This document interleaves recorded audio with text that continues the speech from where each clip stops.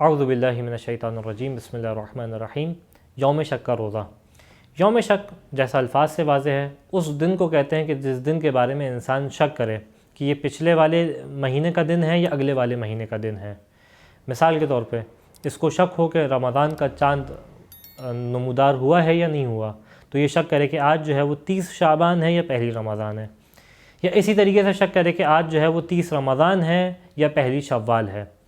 यानी इंसान इस बारे में शक कर रहा हो कि पहला वाला महीना ख़त्म हुआ है या नहीं हुआ।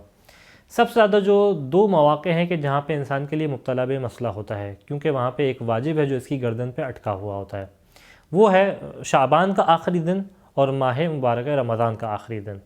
कि एक दिन वो होता है कि इसको शक होता है कि आया रोज़ा वाजिब हुआ है या नहीं हुआ, और माह मुबारक रमज़ान के अंदर इसको शक होता है कि आया रोज़े का जो वजूब था वो ख़त्म हो गया या नहीं हुआ, और यहाँ से जो है वो ईद नमूदार हुई है या नहीं हुई। यहाँ पे बुनियादी तरीन इसका मसला वाज़ेह है कि जब इंसान के लिए यौम शक हो, यानी 29 शाबान गुज़र चुकी हो और शक हो कि 30 शाबान है या नहीं, तो यहाँ पे वही अहकामात बार किए जाएंगे जो पिछले वाले महीने के थे। तो मिसाल के तौर पर अब इसको शक हो रहा है कि आज 30 शाबान है या पहली रमज़ान है, तो ये कौन सा अहकाम बार करेगा? माह मुबारक शाबान के।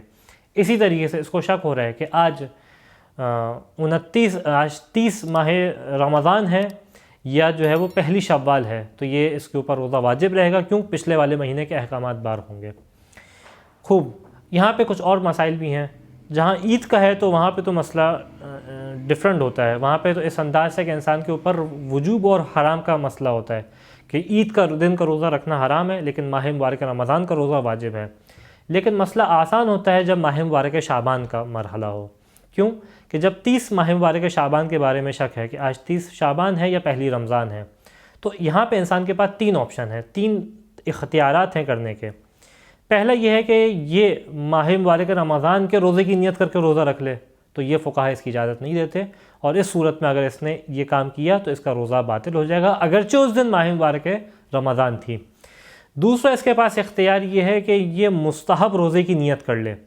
जब ये मुस्तहब रोज़े की नियत करेगा तो इस दिन अगर माह मुबारक रमज़ान था तो इस खुदावंद मुताल इसके माह मुबारक रमज़ान में शुमार करेगा और इसका रोज़ा काउंट हो जाएगा।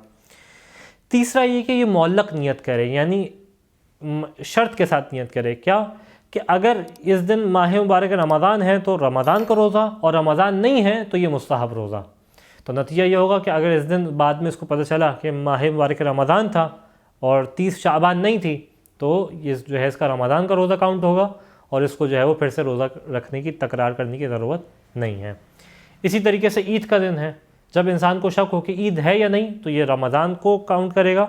और मिसाल के तौर पे चाँद नज़र नहीं आया लेकिन इसको शक है, मुमकिन है कि ईद हो गई हो, ये 30 माह मुबारक रमज़ान शुमार करेगा और इसको जो है वो रोज़ा रखना पड़ेगा। खुदावंद मुताल से दुआ है कि हमें इन अहकामात के ऊपर अमल करने की तौफ़ीक़ अता फ़रमा।